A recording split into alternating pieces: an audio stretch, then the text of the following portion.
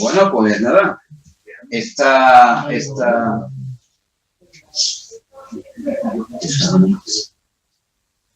reunión pues estaba convocada con varios ponentes, amigos personales de algunos de los que vamos a homenajear, pero por motivos de agenda, no lo sé, pues no están. Estoy yo, que si me conocéis todos, soy Alfonso Merelo, para quien no me conozcan, y soy miembro de la asociación, y hace unos 15 días o algo por el estilo, pues a raíz de la organización del Espacón, le pedí a la Junta que ellos estaban interesados en hacer un homenaje originalmente a Carlos Sainz Pidoncha, y bueno, pedí autorización para crear un homenaje y que pudiéramos estar todos, que la asociación como tal, pues rindiera un homenaje a Carlos Sainz Pidoncha. El infortunado fallecimiento de Domingo Santos pues nos hizo reflexionar un poco de ampliar ese homenaje a Carlos Sainz Pidoncha, a Domingo Santos y a Javier Regal, que por motivos también de la agenda del año pasado pues no se pudo homenajear en la Hispacón pasada. Perdón un segundo. Sí. Estoy buscando el ser por allí y no están, ¿no? Ninguno, ¿no? Vale. Pues nada, sí. Vamos a hacer una cosa que sea, no van a hablar ellos, voy a hablar yo, pero quiero quizás que compartirlo con todos vosotros y que vosotros también me hagáis un feedback con lo que os interese de las figuras que os han parecido.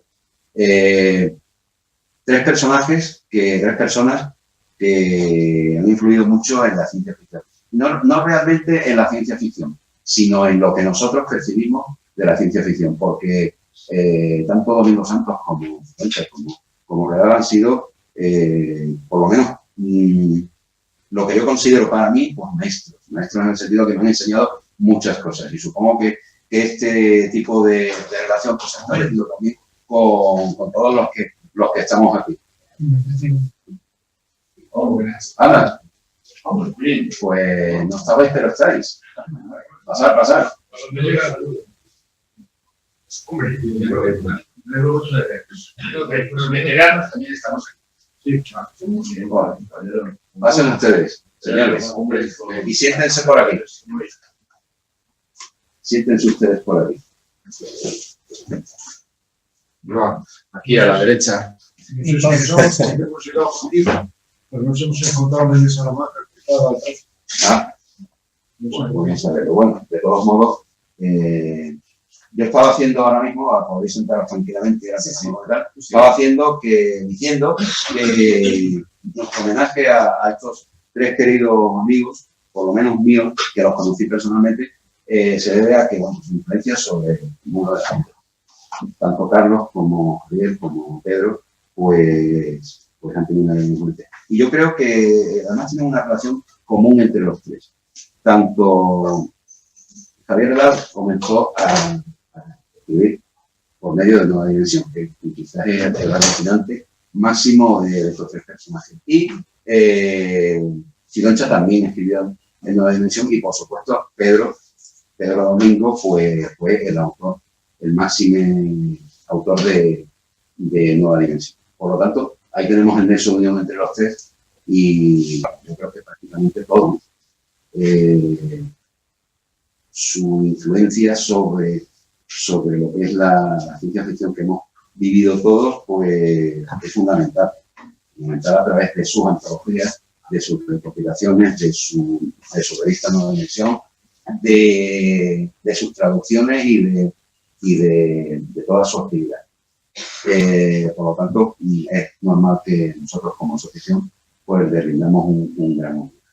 Carlos Sainz Pidoncha, nuestro querido Carlos Sainz Pidoncha, la enciclopedia viviente, a mi lado, que es otra mente muy pensante, pues era una persona para mí entrañable no solo por lo que nos dejó, sino por su humanidad. Yo voy a contar una anécdota de él que me dio una manera de conocerlo, y es que él era accionista del Banco de Santander. Y en una de las asambleas, cuando la crisis económica que tuvimos hace unos años y que seguimos teniendo, en la asamblea donde estaba Joaquín y todos los que se levantó como socio, como activista que era, y soltó un speech impresionante diciendo que él como accionista le pedía a todos los accionistas que tuvieran una manera de compensar a los que en ese momento no podían estar respondiendo por sus hipotecas, y que era su labor, era una labor social de todos, no podían estar respondiendo por sus hipotecas, y que era su labor, era una labor social de todos el hacer esto, ¿no? Obviamente, me volví paso absolutamente de él, pero me dio una idea de su humanidad y su bonomía, ¿no? Y por otra parte, bueno, pues tenemos la tercera pata que podemos dejar de dar, y su influencia sobre todo en sus colaboraciones con Aguilera, inventando universos nuevos, y en su maravilloso sentido de la maravilla. Era el técnico del dúo que aportaba las ideas científicas, entre comillas, con su condición de biólogo, y Aguilera era el que le estaba haciendo. Un dúo, un talento que fue fantástico mientras duró. Y bueno, eso es mi opinión. Así que tenemos aquí ahora a nuestros dos amigos que pueden colaborar un poquito y que pueden contar cosas, pues yo creo que podemos contar cosas de ellos, que es la manera más interesante de recordarlas. No sé si es algo de empezar tú, Agustín, Sí, Pedro. voy a empezar yo, pero Muy bien. si no te importa. Claro. Vamos a ver. Carlos Sainz Idosa era un entrañable amigo mío. Contaremos bien el aspecto humano y dejaré para Pedro su producción literaria. Carlos nació en Ciudad Real, en la calle de la Paloma, número 10, bajo. Conocí perfectamente porque en el primero vivía un tío de mi mujer, de Mateo de la Iglesia, que era diputado de la CEDA y padre de Carlos. Me habló muchas veces él. Bueno, su primer contacto con la ciencia ficción o con lo fantástico tuvo lugar cuando, como todos los chicos, husmeando en los libros de sus padres, se encontró con que su madre había recortado de la revista Lecturas 9 cuadernillos que iban de febrero a octubre del año 1930, que contenían un relato llamado El secreto de los locos, de Nino de Jara. Es un viaje muy interesante. En mi página web lo cuento con todo detalle, que a Carlos impresionó, le gustó mucho.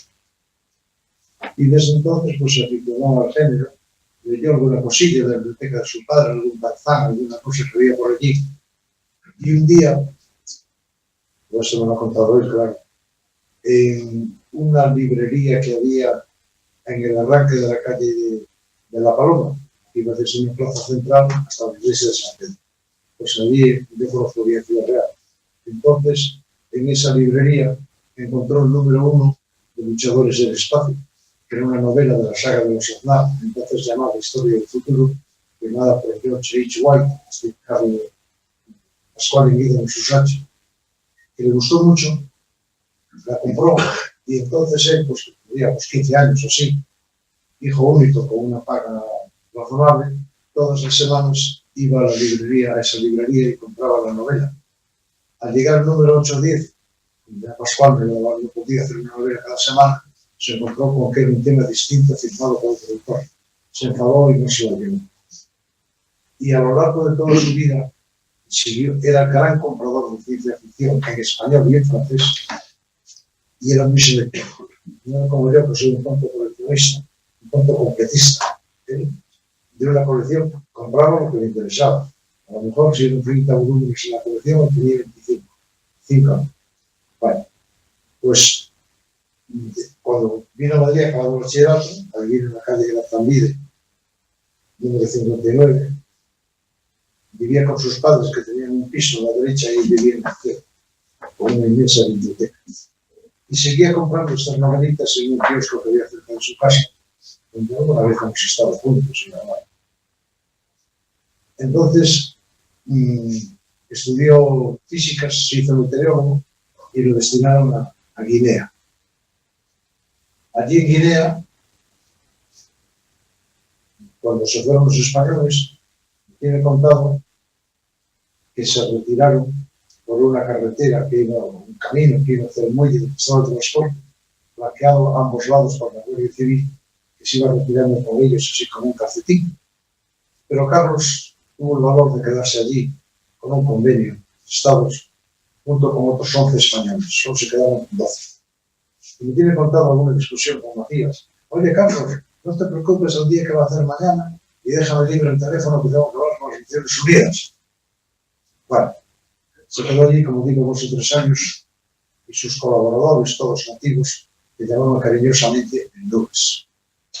Entonces, años 70, volvió a Madrid, averiguó dónde los... Bueno, yo a Carlos lo conocí en Guinea, porque nosotros teníamos una pequeña plantación familiar de madera, llamada Corisco, productor hispano colonial.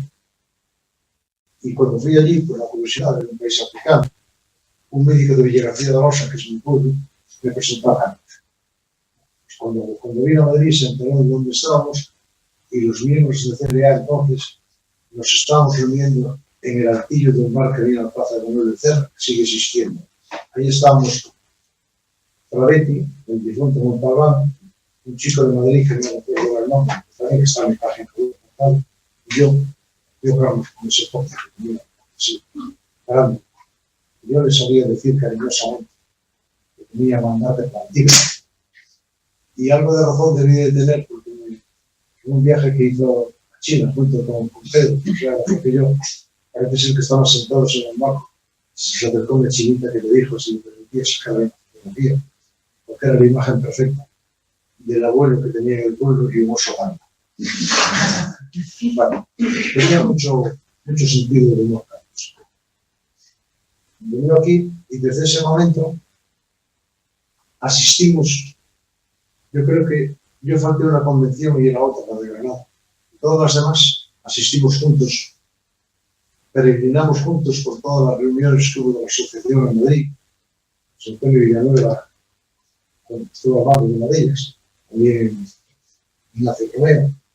Y fuimos siempre juntos todos esos años y a todas las hispacones a las que posteriormente se incorporó Pedro, que viajaba mucho.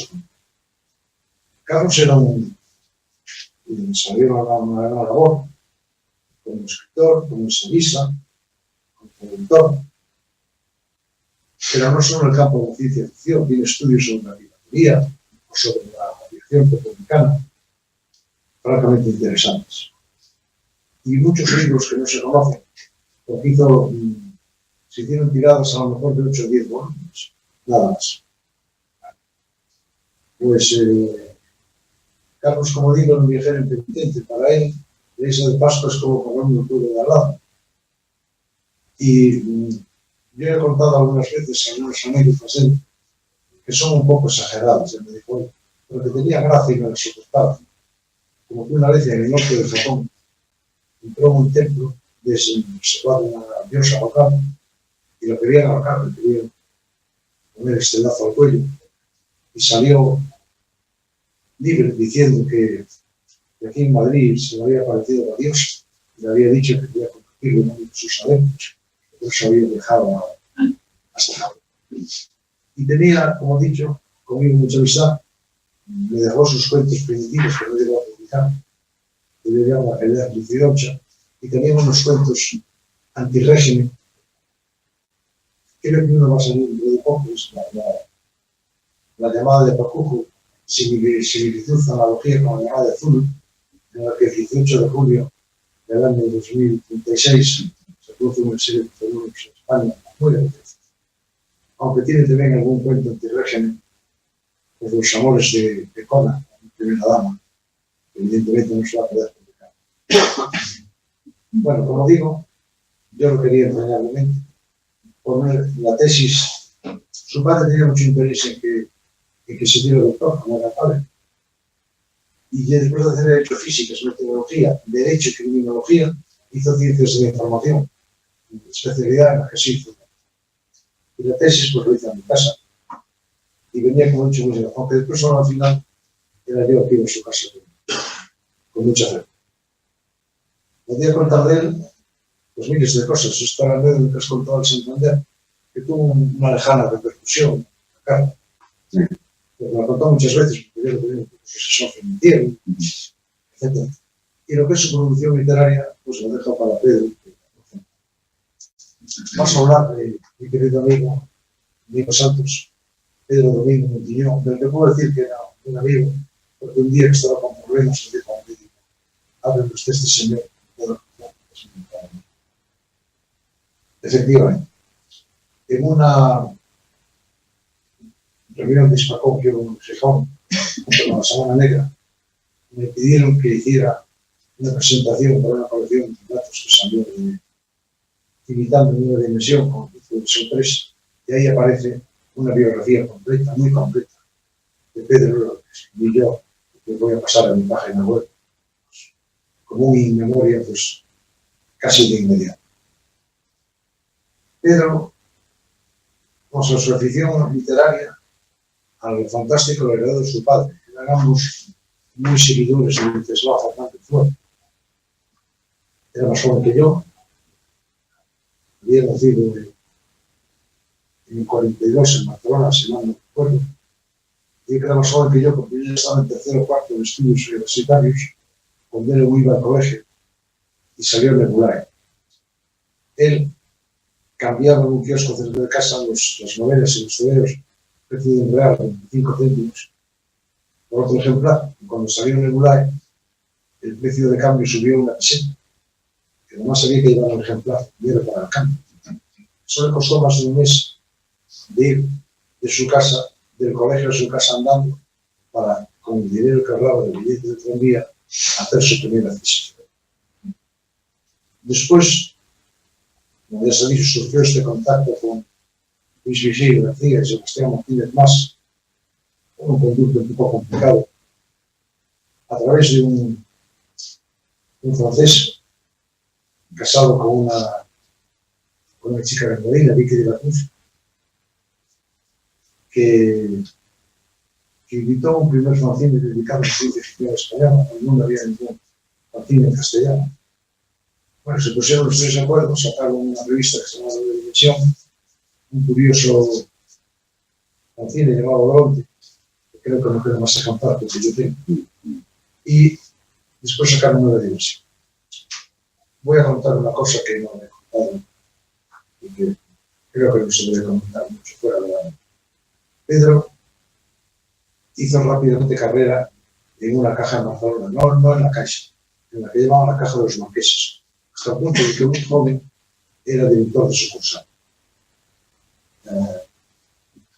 Nueva Dimensión al principio dio mucho dinero.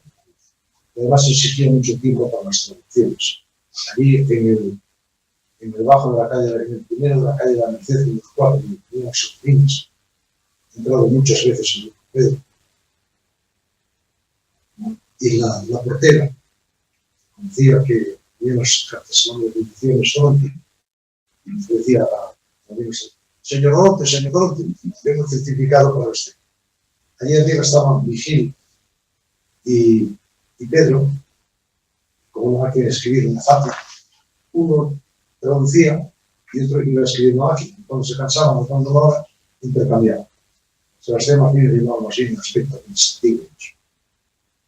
Entonces, como digo, aquel día pedí mucho dinero y exigía mucho tiempo para las traducciones. Y Pedro escogió dejar la caja y dedicarse a la ciencia ficción. Bueno, esto hubiera podido funcionar, aunque las cosas estaban muy mal, pero con la enorme desgracia de que Pedro abogó un pariente suyo por un crédito.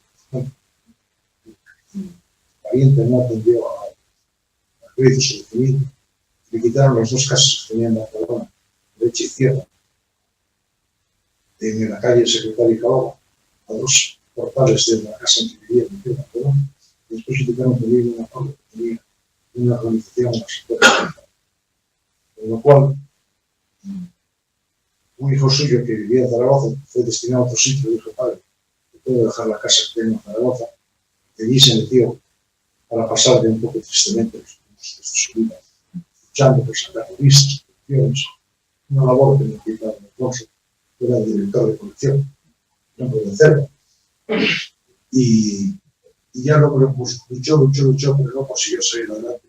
Sus últimos años fueron tristes, estaba en silla de ruedas, algunas veces a alguna gente. No sé si está por aquí José Luis González Talma. Sí. Y más, alguna vez más, ya Marticio, Ricardo de la Casa, decimos a ver, había que llevar un restaurante en una silla de ruedas. Y luego al final también se puso silla de ruedas en una Chita. Se conocieron, voy a contar como curiosidad, que quieren saber de qué no se puede permitir el ser día. Se conocieron haciendo su marinismo. Estaban en el agua y se dieron escapando como escapando. Cachita, pues eso, se casaron, con los hijos. Traté bastante, me he dormido muchas veces en casa de Pedro, en casa. Y al final, pues como digo, un día, hace pocos días, se cambió la silla de ruedas, se rompió la cadera, con Cachita, no seguido, que lo habían llevado a operar, no lo habían podido operar, yo no tenía razón. Había vuelto a casa con grandes dolores, cuando tuvo un insuficiente, de Cachita, se movía por la casa que se sigue moviendo con un andador, pues esto tampoco le ayuda, se oía. Y puedo elegir, digo, esos últimos años, lo que triste es que fue una figura impresionante en su tiempo. Pero llego los sábados a Barcelona, a mediodía, a sábado tarde, de división, sábado aquí, otra persona que pintado bien entonces, había pintado. Era el encargado de la división de los cuentos de autores españoles. Y los cuentos solían llegar escritos a mano. Se les recibió una vez una serie de cuentos por los Freddy Clark, escritos a mano por la letra de ese par, firmados Francisco Javier de Valentén. Hablé con un chico y se interesó mucho por el libro. Y un día que fui a Valencia, donde iba con frecuencia, me presenté en su casa con ese libro, que interesaba y conocía a sus padres, dos personas austerísimas. Me faltaba ese libro porque su madre, para que estudiara, me había tirado por la ventana a los libros de ficción. Se habían comprado todos los y entonces, después, efectivamente, pues, yo fui catedrático y el video era el libro suyo. Sacaba el primer fanzine que se llamaba Móvil, un libro fanzine que iba en España, que se llama Folio, Modena, ¿no? Seguramente para aprovechar papel que había. Y después empezaron con su serie de Casa Justa, aunque hay que decir que a partir del primer libro, la iniciativa la fue tomando el poder, al final, ¿verdad? Pero aún así, en su pequeña decadencia, yo le pasé una vez en una revista científica, había un panorama de Marte de la universidad, y sobre eso construyó un relato precioso. Aparece en la antología de mejores relatos señales de ficción, muchos sentidos que se hagan siempre para que se pueda. Finalmente, en un espacón, hice una conferencia sobre cómo habría podido ir la biología con los amigos, cómo lo que la ciencia ficción, puede seguir la línea de Arvis, puede seguir la las hipótesis de Lang. Y fue una de estas conferencias animísimas, interesantísimas, que nos estaban echando y nosotros seguíamos preguntándole. Y ese fue casi mi único contacto con él. No el último que tuve en la conversación. Pero yo, esos 2 años, había nacido en el 52, falleció en el 26 con 64 años. Está enterrado en el cementerio de Noruega. Y esto es un poco, me podría enrollar mucho, pero creo que ya me he pasado poco tiempo. Eso. La independencia ha ganado a contaros un poco el aspecto humano de estas personas con las que tuve relación. Y dejo para Pedro que sea el aspecto. Quiero decir que estamos aquí, que en su entierro estamos, ese señor y yo, fue así. Ya, está bien. Sí.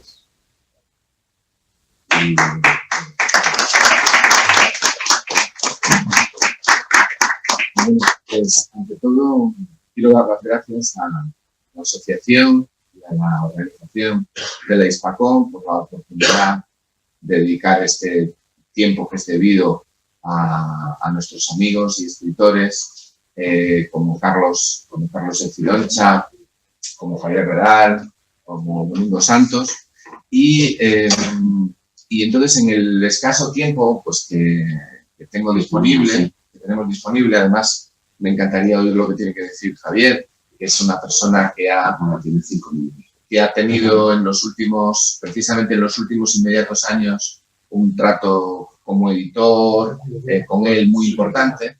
Bueno, yo lo que sí puedo aportar es lo siguiente, una perspectiva sobre lo que significa un autor en el ámbito de una literatura y en el ámbito de una comunidad de lectores, ¿no? Bueno, pues un autor es ciertamente alguien que comparte. Un lector es alguien que comparte. Comparte algo que lleva dentro, algo que desea contar, algo que ha vivido, algo que le gustaría vivir, pero que lo comparte. Entonces, en la medida en que lo que comparte conecte con las necesidades, con las expectativas, con las ilusiones o con los temores de la gente, pues podrá llegar más pronto o más lejos y se podrá convertir en alguien influyente en su vida, ¿no? Es decir, lo que hace la obra literaria es que recrea una realidad inventada de algún tipo y que está llena de aquello que ha puesto el autor. Si el autor ha puesto ilusión, si ha puesto sentido de la maravilla, si ha puesto lo que quiera que haya puesto, el éxito va a estar en esa comunión, ¿no? En esa conjunción de elementos. Entonces, claro, cuando logra llegar a la gente, entonces podemos decir que tiene éxito. El llegar significa que mueve el corazón de la gente, ¿no? Entonces, a veces se habla de la literatura como algo que tiene que ver, pues, como un producto de consumo. Pero el producto de consumo es una cosa y el producto con el que tú conectas es otro. Entonces, hay momentos en la vida cuando estás empezando a hacerte mayor, cuando dejas de ser un niño, eres un adolescente, en el cual la primera puerta quizá a la vida sea la literatura. Y entonces ahí es donde se puede producir esa conexión. Es decir, tú te asomas a la vida, te asomas a la aventura de la vida y una cosa es tu quehacer cotidiano como adolescente y otra cosa es esa enorme puerta que es la literatura, ¿no? Entonces hay autores que tienen gran influencia en ese periodo. Hay un cierto desprecio hacia el autor que tiene impacto vital, sobre todo en los primeros años de vida como lector. Se habla de que, bueno, es un autor menor, pero hay algunos autores que trascienden eso. Carlos Eicidoncha fue una persona que a lo largo de toda su vida supo mantener la ilusión de la adolescencia, que supo mantener una cierta mirada ingenua y vital sobre la vida. Es decir, nunca dejó que los años le arruinaran esa mirada pura que tenía sobre la vida y al mismo tiempo lúcida, porque él era muy lúcido, completamente lúcido sobre la realidad de la vida. Él lo había experimentado en su persona, había tenido estas aventuras vitales que todos puedan tener. Él conocía su propia historia y era una persona que en la herida de la vida del amor y la vida de la muerte, él la había tenido como la habían tenido todos. Pero, sin embargo, su obra era una obra que tenía una cierta frescura. Una frescura que algunos han rechazado. Yo lo que digo es que para poder juzgar la obra de un autor, lo primero es que lo que hay que hacer es leerlo. Hay que leerle, evidentemente. Y no dejarse llevar pues, por una obra que casualmente aparece o por una obra que en un momento determinado surge. Es decir, para poder juzgar una obra, lo que tienes que hacer es, en primer lugar, haberla conocido. Y también haberla conocido en el momento adecuado, que no es lo mismo un momento que otro momento. Entonces, en ese sentido, la obra de Carlos Eicidoncha tiene una curiosa estabilidad a lo largo de todo su periplo como escritor, ¿no? Es decir, si nos encontramos, aunque va evolucionando y va mejorando en cuestiones estilísticas y de estructura, en cuanto a los contenidos, el estilo, el fondo, es siempre una obra que tiene unas ciertas características. Él va a escribir obras de lo que él llamaba futuro lejano, en el que el viaje espacial, en el que la posibilidad de moverte a lo largo y ancho de la galaxia es una realidad, no entra en esos detalles. Eso es lo que normalmente denominamos la ópera espacial. En la ópera espacial, la aventura del espacio se ha convertido en la aventura humana en la galaxia. No es hard science fiction, porque la hard science fiction lo que nos habla es de cómo los cacharros que inventas acaban funcionando mal o acaban teniendo un funcionamiento poco usual. No, él lo que quería era contar la aventura de los humanos en su vida y en el desarrollo de la galaxia, ¿no? Entonces, eso lo encontramos en todas sus obras. Ciertamente, la explicación profunda de qué es lo que cuenta en sus novelas ameritaría, pues, justificaría una intervención más extensa y tendría que ir analizando las distintas obras y tal. Entonces, ya les digo, hay un elemento de continuidad, hay un elemento de reflejo de aquello que él había leído y de aquello que él había vivido, y eso es lo que le da unas notas especiales a su obra, ¿no? El primer contacto que tuve con él fue la lectura de La caída del Imperio Galáctico, cuando salió en Albia. Yo había conocido en el 79, siendo un adolescente prácticamente, a estos caballeros que están por aquí, a Agustín, a Mario León, a Domingo Santos, a Carlos Ecidoncha, y entonces, bueno, aquella novela me dejó fascinado, claro, me dejó fascinado. Y entonces siempre hubo ahí una lucha por qué él acabara aquella trilogía, ¿no? La caída del Imperio Galáctico. Y finalmente lo hizo. Tardó 30 años, pero lo hizo. Y fue la última obra así grande, gruesa que logramos sacar de él. Hay que decir que mi participación en esto es la del lector y amigo, que casualmente un día se convirtió en su vecino, porque estaba yo trabajando en la Cruz Roja y me fui a vivir a su barrio, prácticamente al lado, y entonces fui a volver a saludarle y entonces me dijo, pues mira, entonces retomó la amistad como si no hubieran pasado 10 años. Y entonces yo compartía las cosas que él iba escribiendo. Y entonces me di cuenta que había problemas serios para escribir, o sea, para editar, ¿no? Y entonces nos confabulamos, de decir, bueno, pues no importa, vamos a editar de una forma u otra, pero tu obra va a poder ser compartida, ¿no?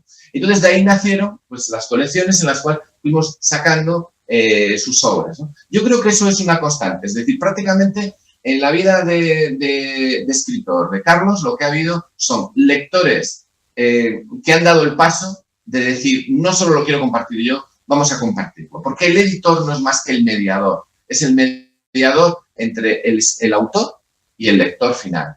Y sí, ciertamente hay muchas cosas que podríamos contar. Pero sobre todo yo lo que quisiera es acabar diciendo que lo que encontramos en su obra es un gran entusiasmo por la aventura, que era un hábil fagocitador de historias y de buenas ideas en el campo de la ciencia ficción. Marion Zimmer Bradley, con quien él mantuvo un contacto, ¿no? Él escribió esa maravillosa Adiós a Darkover, que tuvimos que titular de otra forma, esa trilogía de Darkover que él tiene. Él escribió, quedó fascinado con las Amazonas libres de Darkover, con Tendara, con todo el universo de Darkover, ¿no? De la estrella oscura. Quedó completamente fascinado. Y ha escrito una de las mejores novelas de la serie Darkover que yo he visto, que es Adiós a Darkover. Le escribió a Marion Zimmer Bradley, ella le contestó que también era una señora mayor, que vivía en Florida, que tenía sus achaques, que todas estas cosas, que había tenido un lío con los fans, que le habían proporcionado ideas y que luego le habían puesto una querella por copiarle. Es decir, el fan le pone una querella al autor porque el autor supuestamente le copia una idea al fan, ¿no? Entonces el abogado le había prohibido que autorizara ya más escritura, ¿no? Y entonces Marion Zimmer Bradley hizo una parte y le dijo, mire, usted no puede editarla, pero tengo que decirle que me ha gustado mucho. Me ha gustado muchísimo su novela, ¿no? ¿Qué es lo que puso él en esas obras? Pues miren, puso vida, puso honradez, puso ilusión y puso sentido de la maravilla. Y eso es lo que podemos encontrar en su obra. Confío en que tengamos ocasión de volver sobre ella y de poder compartirlo y sobre todo hacérselo llegar a las personas que no han tenido la ocasión todavía de trabar contacto con lo que fue la obra de Carlos Sainz. Nada más, gracias.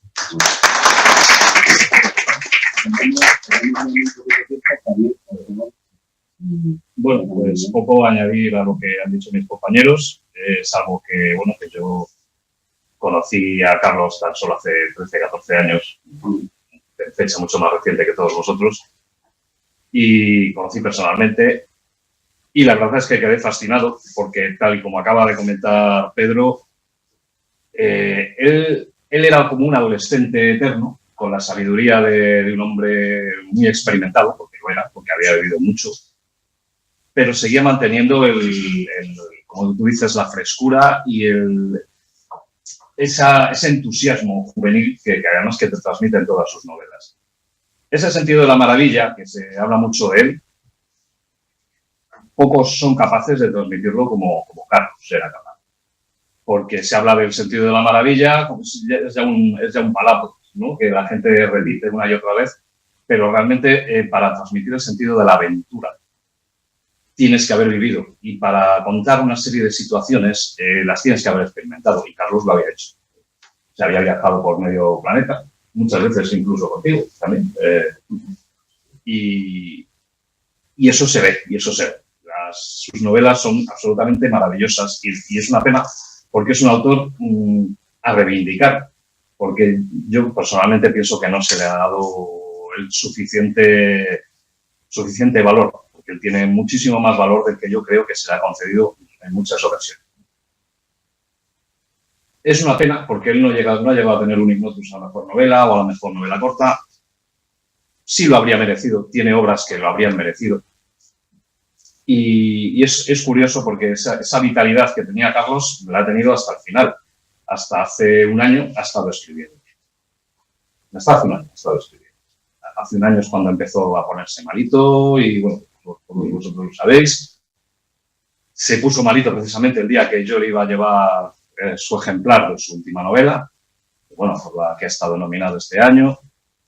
Y hasta ese momento había estado el hombre traduciendo, escribiendo, e incluso tenía historias en mente. Bueno, ya nunca las veremos. Es una pena porque este hombre pues, llevaba escribiendo toda su vida. Carlos llevaba toda su vida escribiendo. Incluso llegó a hacer alguna serie de pruebas para ver si se las podían publicar en los bolsillos cuando era un muchacho. Él me lo enseñó una vez en su casa. Mira, esto tal. Digo, madre mía, Carlos, ¿y esto? Y él pues no lo consideraba digno de ser presentado o de ser editado, porque él se consideraba muy joven cuando lo hizo.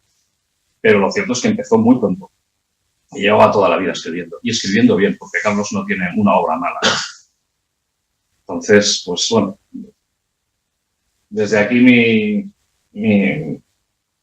mi homenaje a mi amigo Carlos y a este gran autor que hemos perdido y que, por desgracia, nunca ya va a poder escribir nada nuevo. Eso es para mí una de las mayores tragedias para los aficionados. Pues sí. Permíteme un segundo.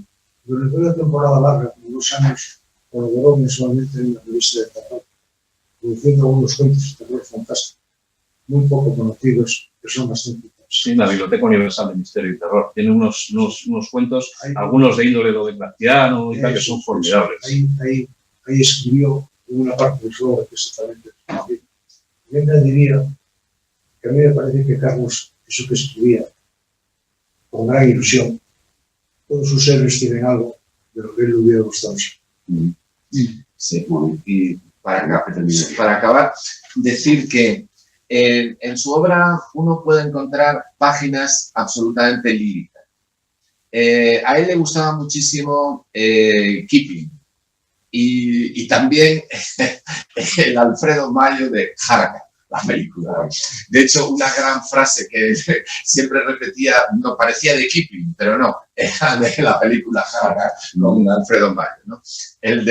Dice, entregaos, sois de su misma raza, os salvarán la vida. Dice, no, Saif, nosotros morir contigo. Bueno, pues esa frase es de Alfredo Mayo, no es de Kipling.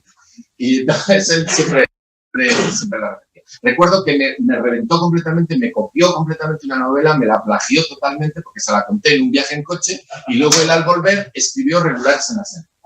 Bueno, es que es muy y ahí fue él y creo que lo echafó por completo.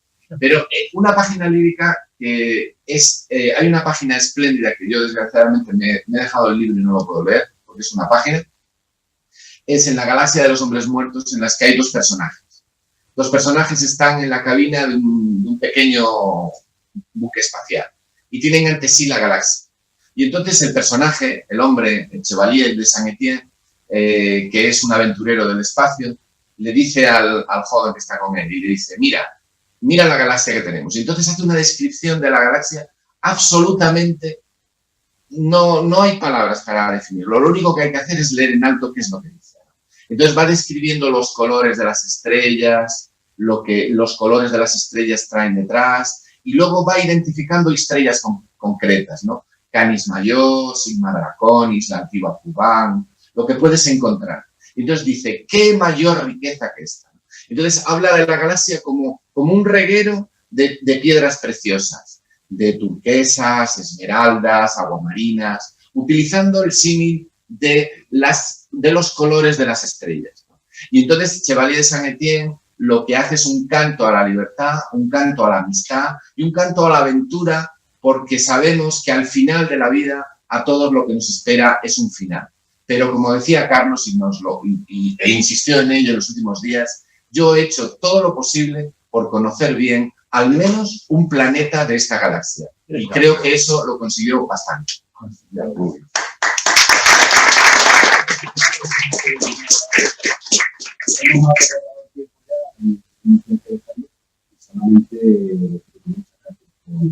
Por haber estado en este acto, y nada más pedir un aplauso para los compañeros y nada.